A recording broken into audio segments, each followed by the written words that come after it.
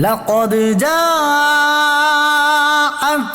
رسول من أنفسكم عزيز عليه ما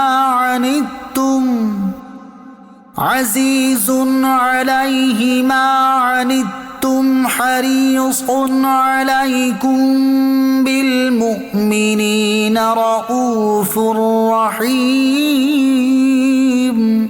ترجمہ: بے شک تمہارے پاس تم میں سے وہ عظیم رسول تشریف لے آئے جن پر تمہارا مشقت میں پڑنا بہت بھاری گزرتا ہے۔ وہ تمہاری بھلائی کے نہایت چاہنے والے، مسلمانوں پر بہت مہربان، رحمت فرمانے والے ہیں۔ لقد جاءكم رسول من انفسكم، بے شک تمہارے پاس تم میں سے وہ عظیم رسول تشریف لے آئے، یعنی اے اہل عرب، بے شک تمہارے پاس تم میں سے عظیم رسول محمد مصطفیٰ صلی اللہ تعالی علیہ وآلہ وسلم تشریف لے آئے، جو کہ عربی قرشی ہیں، جن کے حسب و نسب کو تم خوب پہچانتے ہو کہ تم میں سب سے عالی نسب ہیں، اور تم ان کے صدق و امانت، زہد و تقوی، طہارت و تقدس اور اخلاق حمیدہ کو بھی خوب جانتے ہو۔ یہاں ایک قرات میں انفسکم فا پر زبر کے ساتھ آیا ہے، اس کا معنی یہ ہے کہ تم میں سب سے نفیس تر اور اشرف و افضل ہیں۔ حضور اقدس علیہ الصلوۃ والسلام کا فضل و شرف، اس آیت میں سید المرسلین علیہ الصلوۃ والسلام کے اوصاف اور فضیلت و شرف کا ذکر ہوا۔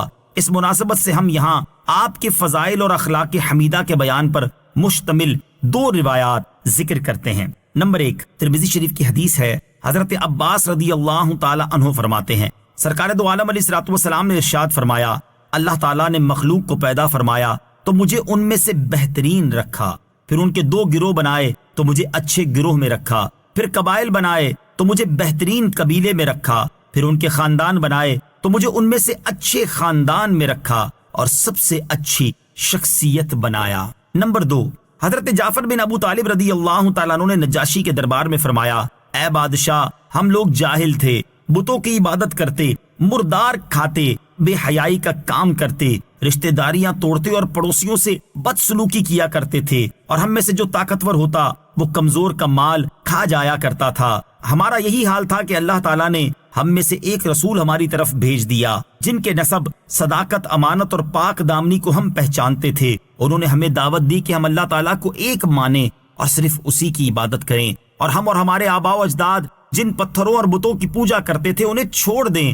انہوں نے ہمیں سچ بولنے، امانت داری اور پاکیزگی اختیار کرنے، رشتہ داروں سے نیک سلوک کرنے، پڑوسیوں کے ساتھ حسن سلوک کرنے، حرام کام اور خون ریزیاں چھوڑ دینے کا حکم دیا۔ ہمیں بے حیائی کے کام کرنے، جھوٹ بولنے، یتیم کا مال کھانے اور پاک دامن عورت پر زنا کی تہمت لگانے سے منع کیا، اور ہمیں حکم دیا کہ ہم صرف اللہ تعالیٰ کی عبادت کریں اور اس کے ساتھ کسی کو شریک نہ ٹھہرائیں، نماز پڑھیں، روزہ رکھیں اور زکوٰۃ ادا کریں۔ پھر ہم نے ان کی تصدیق کی، ان پر ایمان لے آئے، اور جو دین وہ لے کر آئے ہم نے اس کی پیروی کی۔ میلاد مصطفیٰ کا بیان، اس آیت کریمہ میں سید عالم علیہ الصلوۃ والسلام کی تشریف آوری یعنی آپ کے میلاد مبارک کا بیان ہے۔ ترمذی کی حدیث سے بھی ثابت ہے کہ رسول اکرم علیہ الصلوۃ والسلام نے اپنی پیدائش کا بیان قیام کر کے فرمایا۔ اس سے معلوم ہوا کہ محفل میلاد مبارک کی اصل قرآن و حدیث سے ثابت ہے۔ حضرت شبلی رحمۃ اللہ تعالی علیہ کا مقام، حضرت ابوبکر بن محمد رحمۃ اللہ تعالی علیہ فرماتے ہیں کہ میں حضرت ابوبکر بن مجاہد رحمۃ اللہ تعالی علیہ کے پاس بیٹھا ہوا تھا کہ حضرت ابوبکر شبلی رحمۃ اللہ تعالی علیہ تشریف لائے۔ حضرت ابوبکر بن مجاہد کھڑے ہوئے، ان سے معانقہ کیا اور ان کی آنکھوں کے درمیان بوسہ دیا۔ میں نے عرض کی، یا سیدی، آپ حضرت شبلی رحمۃ اللہ تعالی علیہ کی اس قدر تعظیم کر رہے ہیں، حالانکہ ان کے بارے میں آپ کی اور تمام اہل بغداد کی رائے یہ ہے کہ یہ دیوانہ ہے۔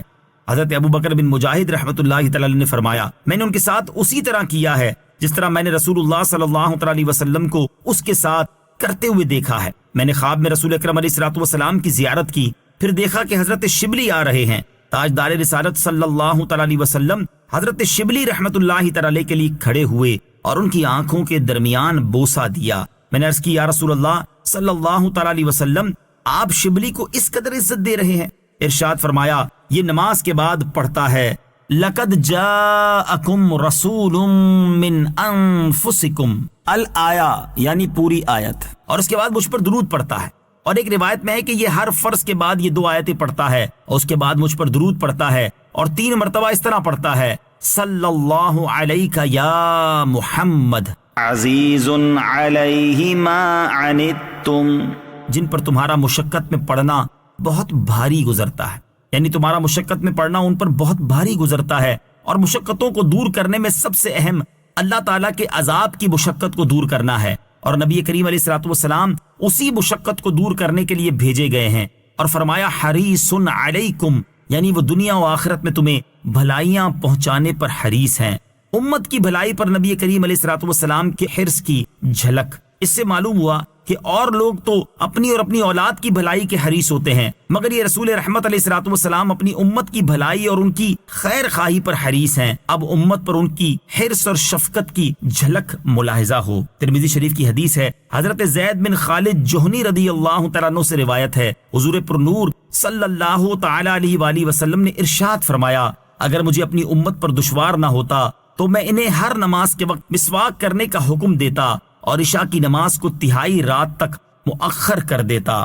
مسلم شریف کی حدیث میں ہے کہ سرکار عالی وقار صلی اللہ تعالی علیہ وآلہ وسلم نے خطبہ میں حج فرض ہونے کا بیان فرمایا۔ اس پر ایک شخص نے کہا، کیا ہر سال فرض ہے؟ سرکار دو عالم علیہ الصلوۃ والسلام نے سکوت فرمایا۔ سائل نے سوال کی تکرار کی تو ارشاد فرمایا کہ جو میں بیان نہ کروں اس کے در پہ نہ ہو، اگر میں ہاں کہہ دیتا تو ہر سال حج کرنا فرض ہو جاتا اور تم نہ کر سکتے۔ صحیح مسلم میں ہی حضرت ابی بن کعب رضی اللہ تعالی عنہ سے روایت ہے، حضور پر نور علیہ الصلوۃ والسلام نے ارشاد فرمایا، اللہ تعالیٰ نے مجھے 3 سوال عطا فرمائے، میں نے 2 بار تو دنیا میں عرض کر لی، اللہم اغفر لی امتی، اللہم اغفر لی امتی، اے اللہ میری امت کی مغفرت فرما، اے اللہ میری امت کی مغفرت فرما۔ وَأَخَّرْتُ الثَّالِثَ لِيَوْمِ يَرْغَبُ إِلَيَّ الْخَلْقُ كُلُّهُمْ حَتَّى إِبْرَاهِيمَ، اور تیسری عرض اس دن کے لیے اٹھا رکھی ہے جس میں مخلوق خدا میری طرف نیاز مند ہوگی، یہاں تک کہ اللہ تعالیٰ کے خلیل حضرت ابراہیم علیہ الصلوۃ والسلام بھی میرے نیاز مند ہوں گے۔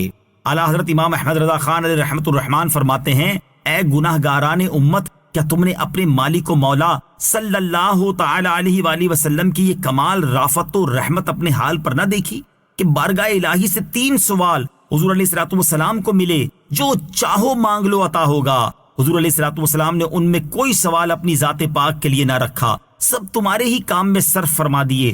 2 سوال دنیا میں کیے، وہ بھی تمہارے ہی واسطے، تیسرا آخرت کو اٹھا رکھا، وہ تمہاری اس عظیم حاجت کے واسطے جب اس مہربان مولا رؤوف و رحیم آقا صلی اللہ تعالی علیہ وسلم کے سوا کوئی کام آنے والا بگڑی بنانے والا نہ ہوگا۔ واللہ العظیم، قسم اس کی جس نے انہیں آپ پر مہربان کیا، ہرگز ہرگز کوئی ماں اپنے عزیز پیارے اکلوتے بیٹے پر زنہار، یعنی کبھی بھی اتنی مہربان نہیں جس قدر وہ اپنے ایک امتی پر مہربان ہیں۔ امت کے دکھ درد سے خبردار، اس آیت سے یہ بھی معلوم ہوا کہ حضور اقدس صلی اللہ تعالی علیہ وآلہ وسلم اپنی امت کے دکھ درد سے خبردار ہیں، کیونکہ ہماری تکلیف کی خبر کے بغیر قلب مبارک پر گرانی نہیں آ سکتی۔ نیز جیسے حضور اقدس علیہ الصلوۃ والسلام کی رسالت ہر وقت ہے، ایسے ہی آپ کی خبرداری بھی ہر ساعت ہے۔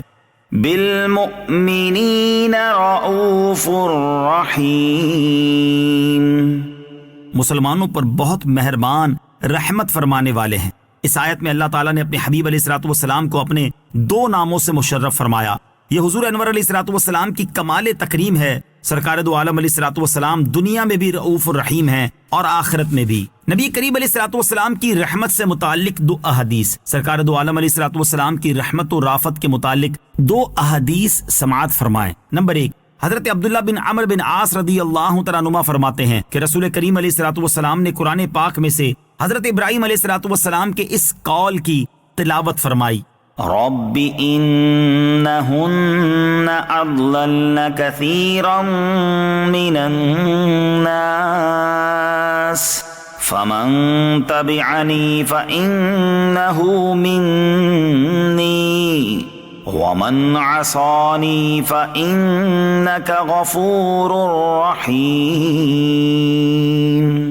ترجمہ، اے میرے رب، بے شک بتوں نے بہت سے لوگوں کو گمراہ کر دیا، تو جو میرے پیچھے چلے تو بے شک وہ مجھ سے تعلق رکھنے والا ہے، اور جو میری نافرمانی کرے تو بے شک تو بخشنے والا مہربان ہے۔ اور وہ آیت تلاوت فرمائی جس میں حضرت عیسیٰ علیہ الصلوۃ والسلام کا یہ قول ہے، إن تعذبهم فإنهم عبادك وإن تغفر لهم فإنك أنت العزيز الحكيم۔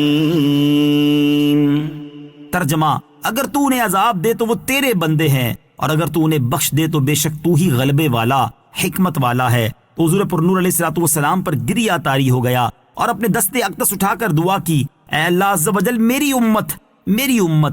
اللہ تعالیٰ نے حضرت جبریل علیہ السلام سے فرمایا، اے جبرائیل، میرے حبیب کی بارگاہ میں جاؤ اور ان سے پوچھو، حالانکہ تمہارا رب عز و جل خوب جانتا ہے، مگر ان سے پوچھو کہ انہیں کیا چیز رلا رہی ہے۔ حضرت جبرائیل علیہ السلام حضور اکرم علیہ السلام کی بارگاہ میں حاضر ہوئے اور پوچھا تو انہیں رسول اللہ صلی اللہ تعالی علیہ وآلہ وسلم نے اپنی عرض معروض کی خبر دی۔ اللہ تعالیٰ نے حضرت جبرائیل سے فرمایا، تم میرے حبیب علیہ السلام کے پاس جاؤ اور ان سے کہو کہ اِنَّا سَنُرْضِيكَ فِي أُمَّتِكَ وَلَا نَسُوءُكَ، آپ کی امت کی بخشش کے معاملے میں ہم آپ کو راضی کر دیں گے اور آپ کو غمگین نہ کریں گے۔ نمبر 2، حضرت انس بن مالک رضی اللہ تعالی عنہ فرماتے ہیں، ترمذی شریف کی حدیث ہے، میں نے نبی اکرم علیہ السلام سے قیامت کے دن اپنی شفاعت کا سوال کیا تو آپ علیہ السلام نے ارشاد فرمایا، میں کروں گا۔ میں نے عرض کی، یا رسول اللہ صلی اللہ تعالی علیہ وسلم، میں آپ کو کہاں تلاش کروں؟ ارشاد فرمایا، سب سے پہلے مجھے پل صراط پر تلاش کرنا۔ میں نے عرض کی، اگر پل صراط پر نہ پاؤں تو کہاں تلاش کروں؟ ارشاد فرمایا، پھر مجھے میزان کے پاس تلاش کرنا۔ میں نے عرض کی، اگر میزان کے پاس نہ پاؤں تو کس جگہ تلاش کروں؟ ارشاد فرمایا، پھر مجھے حوض کوثر کے پاس ڈھونڈنا، کیونکہ میں ان 3 مقامات سے ادھر ادھر نہ ہوں گا۔ اعلیٰ حضرت رحمت اللہ تعالی فرماتے ہیں، دنیا مزار حشر جہاں ہیں غفور ہیں، ہر منزل اپنے چاند کی منزل غفر کی ہے۔ اور فرماتے ہیں، مومن ہوں مومنوں پہ رؤوف الرحیم ہو، سائل ہوں سائلوں کو خوشی لا نہر کی ہے۔